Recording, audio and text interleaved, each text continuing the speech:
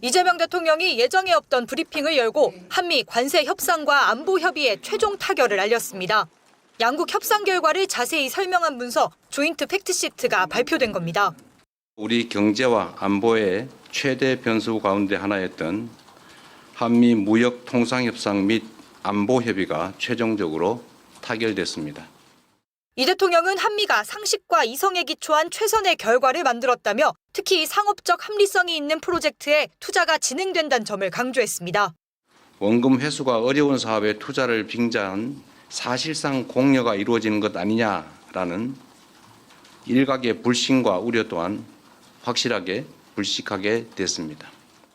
그러면서 조선과 원전 등 전통 전략산업부터 인공지능과 반도체 등 미래 첨단 산업까지 양국이 이전과는 차원이 다른 협력적 파트너십을 구축하게 될 거라고 밝혔습니다. 핵 추진 잠수함 건조에 대해서도 양국의 이견이 없다는 점을 분명히 했습니다. 한미 양국은 대한민국의 수십 년 수건이자 한반도 평화와 안정을 위한 필수 전략 자산인 핵 추진 잠수함 건조를 추진하기로 함께 뜻을 모았습니다. 우라늄 농축과 사용 후 해결료 재처리 권한에 대해서도 미국의 지지를 확보했다며 매우 의미 있는 진전이라고 평가했습니다. 이 대통령은 또 전작권 환수에 대한 우리 의지를 전했고 미국이 이를 적극 지원하겠다는 의지를 밝혔다고 소개했습니다. 이 같은 내용을 설명하며 이 대통령은 양국이 윈윈하는 한미동맹 르네상스의 문이 열렸다고도 표현했습니다.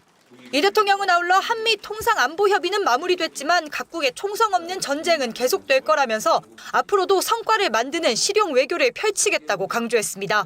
이와 관련해 이 대통령은 갈등 관계의 미국과 중국이 협력할 부분은 서로 협력한다며 실사구시의 자세의 중요성을 언급하고 우리 정부도 향후 중국과의 대화를 꾸준히 이어갈 거라고 전했습니다.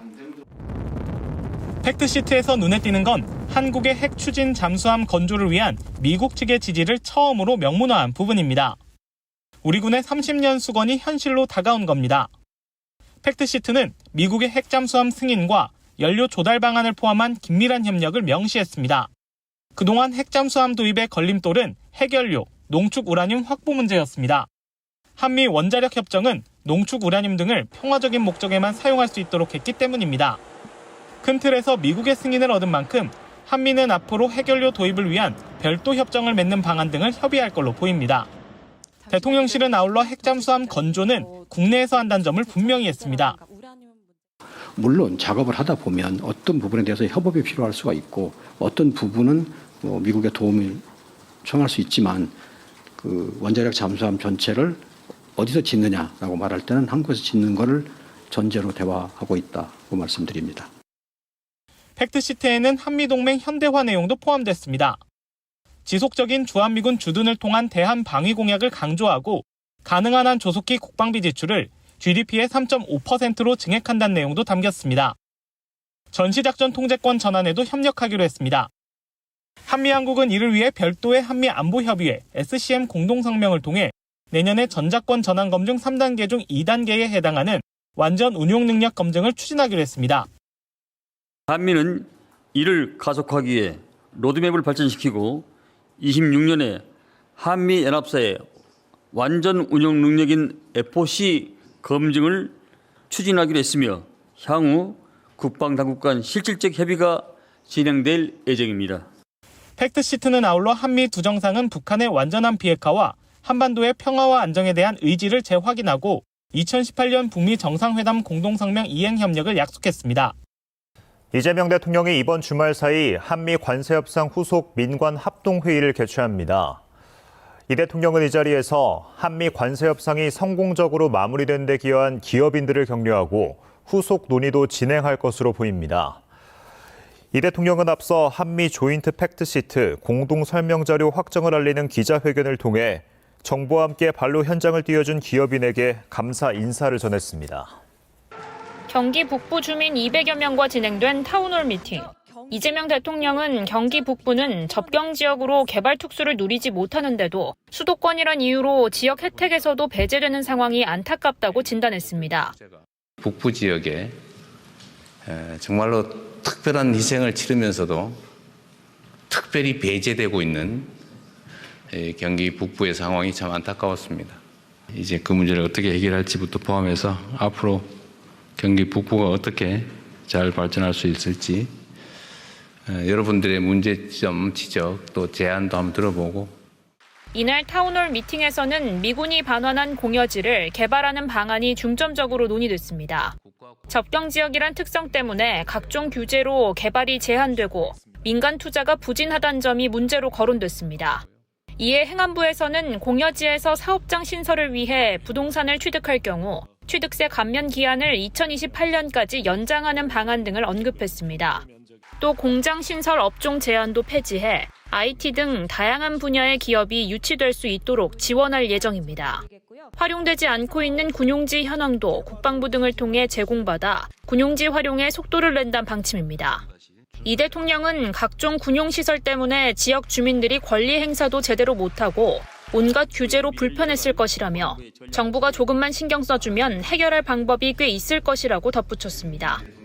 이재명 대통령이 오는 17일부터 7박 10일간 남아공 G20 정상회의 참석과 아랍에미리트, 이집트, 튀르키예 순방길에 오릅니다. 17일부터 19일까지 아랍에미리트 국빈 방문을 하고 21일까지는 이집트 공식 방문이 예정돼 있습니다. 이후 23일까지 남아공 G20 정상회의에 참석한 뒤 24일부터 25일까지 튀르키예를 국빈 방문하는 일정입니다. 대통령실은 UAE, 이집트, 튀르키예 방문을 통해 중동 핵심 국가들과 우리의 호혜적 협력이 증대될 걸로 내다봤습니다. 첨단 기술과 보건의료 분야에서 실질적인 성과를 내고 중동 지역 문화의 중심인 이들 국가가 K컬처의 거점이 되도록 교류 확대에 물꼬를 트겠다는 구상입니다. 평화 차원에서 한반도 중동 평화에 대한 상호 지지를 확인하고 국방교류 방산 수출을 확대할 것입니다. 연대와 평등, 지속 가능성을 주제로 열리는 남아공 G20 정상회의에 참석하는 이 대통령은 첫 세션에서 누구도 소외되지 않는 포용적이며 지속 가능한 성장을 주제로 경제 성장과 무역의 역할, 개발 재원을 논의할 예정입니다.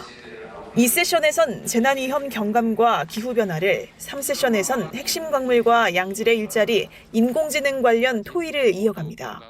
대통령실은 이번 G20 정상회의 참석을 통해 앞서 경주 APEC에서 합의를 이끌어낸 글로벌 AI 기본사회 성장 비전이 G20에서도 확산할 수 있도록 하겠다고 밝혔습니다. 이와 함께 G20 주최국인 남아공은 물론 아프리카 발전에 기여할 의지를 표명하고 한국의 국제사회 복귀를 넘어 전 세계 미래 성장 비전까지 제시할 계획입니다. 한국은행은 10월 수입물가 지수가 138.17로 전달보다 1.9% 상승했다고 밝혔습니다. 수입물가는 7월 이후 넉 달 연속 오름세입니다. 품목별로는 중간재 상승폭이 컸습니다. 컴퓨터와 전자, 광학기기가 9.7%, 1차 금속 제품은 5.7% 뛰었습니다. 세부적으로는 암모니아와 기타 기금속 정령품, 인쇄 회로기판, 2차 전지 등 주요 산업 품목들이 큰 폭으로 올랐습니다. 한국은행은 국제유가가 떨어졌지만 환율 상승 영향이 물가를 끌어올렸다고 설명했습니다. 실제 지난달 원달러 환율은 평균 1,423원까지 오르며 한 달 새 2.3% 상승했습니다. 국제유가가 7% 넘게 떨어졌는데도 환율이 오르자 수입 물가는 9개월 만에 가장 큰 폭으로 뛰었습니다. 경제 주체별로는 환율이 올라간 게 또 다양하게 미칠 수 있겠습니다. 수출 기업에는 조금 유리한 점이 있을 것이고, 근데 수입에 많이 의존하는 기업들에게는 좀 불리한 그런 측면이 있을 것입니다. 정부는 구윤철 경제부총리 중심으로 외환 금융당국 합동회의를 열고 시장 상황을 긴급 점검했습니다. 참석자들은 해외 투자 증가로 외환 수급 불균형이 지속되고 있다고 우려했습니다. 그러면서 구조적인 외환 수급 개선 필요성에 공감했습니다. 정부는 국민연금과 수출 기업 등 주요 수급 주체들과 환율 안정 방안을 마련할 계획입니다. 구 부총리는 7기 중장기 전략위원회 출범식에도 참석해 구조적인 외환 수급 개선의 필요성을 설명하며 중장기 전략위원회가 정부 정책 수립에 적극적인 역할을 당부했습니다. 산업 구조의 근본적 전환에 대한 방향성 설정은 물론 국민 기업에 도움이 되는 생산적, 포용적 금융 등을 함께 고민해달라고 당부했습니다. 통계청에 따르면 지난해 주택을 소유한 개인의 수는 1,597만 6천 명, 전년 대비 35만 7천 명 늘었습니다. 주택을 한 채만 소유한 1주택자는 1,359만 9천 명으로 85.1%를 차지했습니다. 두 채 이상 소유한 다주택자 비중은 14.9%로 전년 대비 0.1%포인트 감소했습니다. 주택 소유자의 절반가량은 50대와 60대인 것으로 나타났습니다. 연령별로 살펴보면 전체 주택 소유자의 25.3%는 50대였습니다. 그 뒤로 60대 23%, 40대 20.3%, 70대 12.6%, 30대 9.2% 순이었습니다. 주택 소유자에서 여성이 차지한 비중은 46.4%로 집계됐습니다. 1년 전보다 0.2%포인트 증가한 수치고 해당 비중은 지속적 증가세를 보이고 있습니다. 주택 자산가액 상위 10%와 하위 10%의 집값은 40배 넘게 차이 났습니다.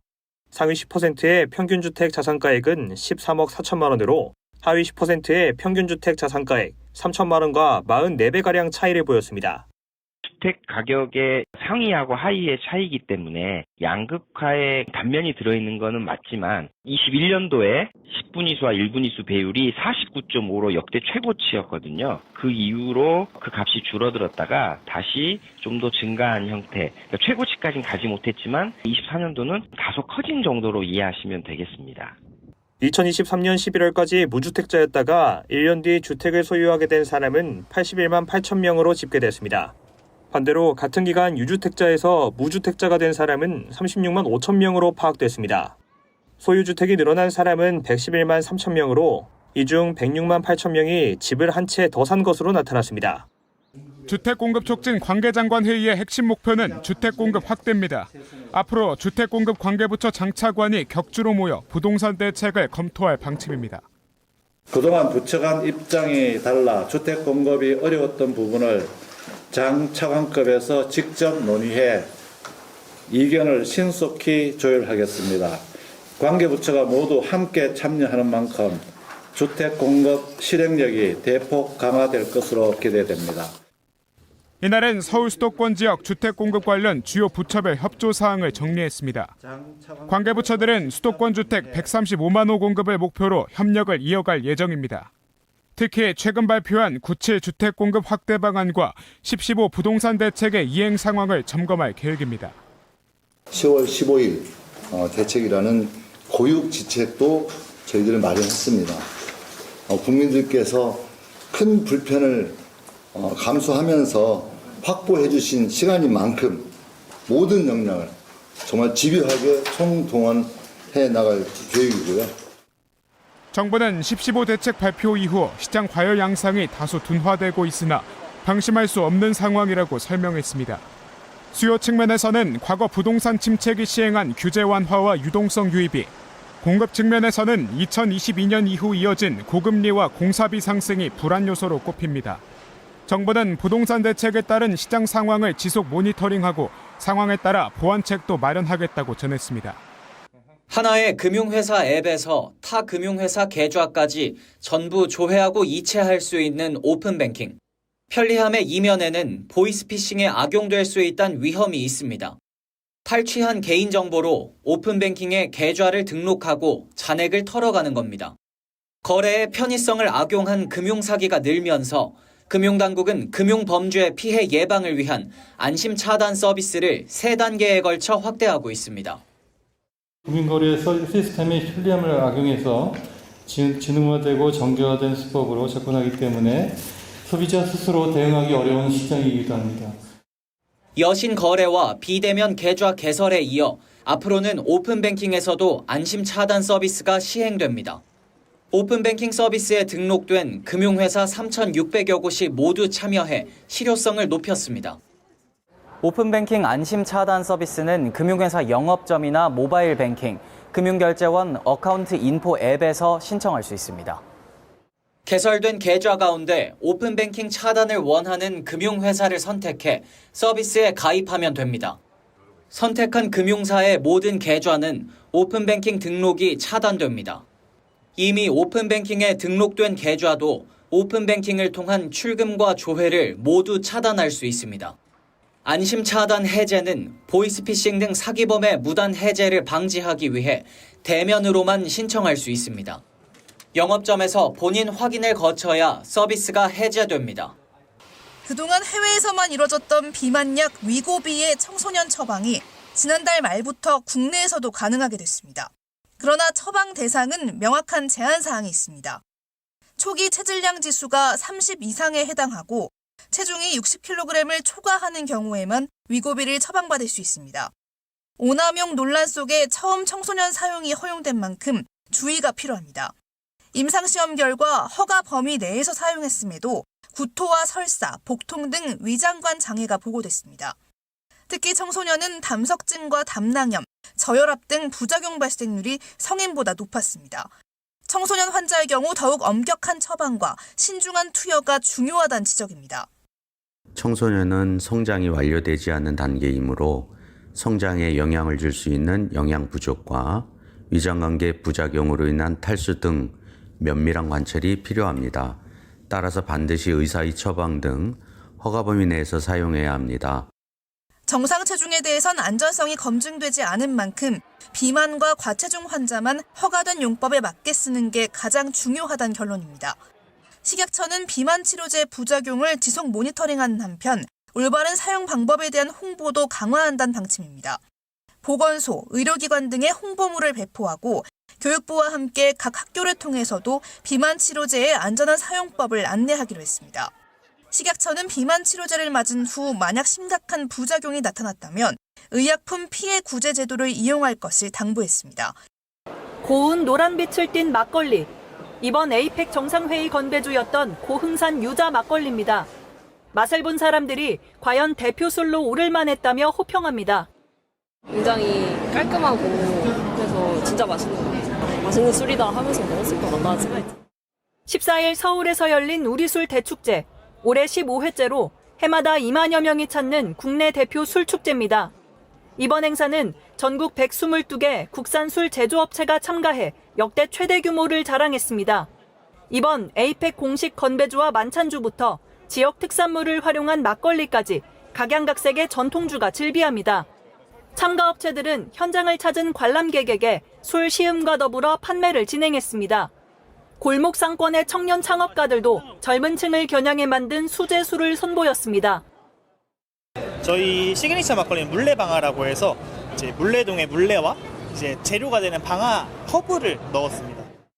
현장에는 애주가들 사이 소문난 인기 술을 맛보려 줄지은 사람들부터 구매를 위해 지방에서 먼 걸음한 관람객도 있었습니다. 사실 오늘 처음 사보는데요. 하도 유명해서 한번 사봤습니다. 행사 첫날에는 지난 여름 개최된 우리술 품평회에서 선정된 18개 수상작의 시상도 이뤄졌습니다. 우리 술의 맛과 향, 그리고 술을 빚는 정성과 문화까지 K푸드와 함께 세계에 널리 알려져서 또 하나의 K컬처 신화로 우리 술이 피어나기를. K푸드와 함께 우리 술을 수출 유망 품목으로 발굴하겠다고 밝힌 정부는 재외공간과 협력해 국산 술의 해외 진출 지원을 확대할 계획입니다. 이재명 대통령이 중앙노동위원장에 박수근 한양대 법학전문대학원 명예교수를 내정했습니다.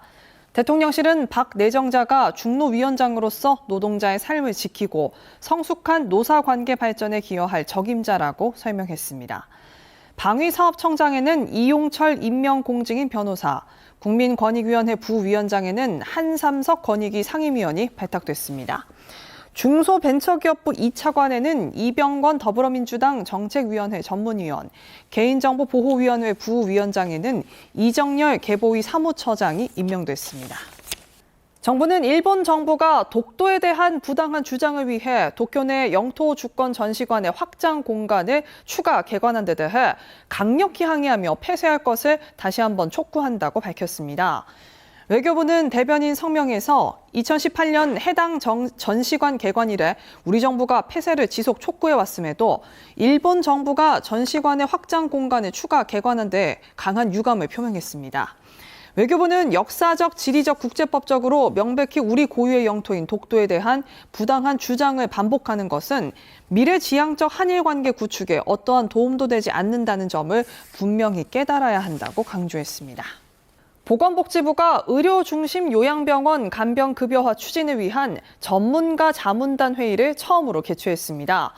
복지부는 회의에서 의료 중심 요양병원 선정 기준과 수도권의 지역의 요양병원 접근성 확보 방안 등을 중심으로 논의했습니다. 복지부는 내년 하반기 간병급여화 추진을 앞두고 고려 사항들을 면밀히 점검하기 위해 전문가 자문단 회의를 내년 하반기까지 월 1회 이상 정례 개최하고 현장 의견도 충분히 수렴할 계획입니다.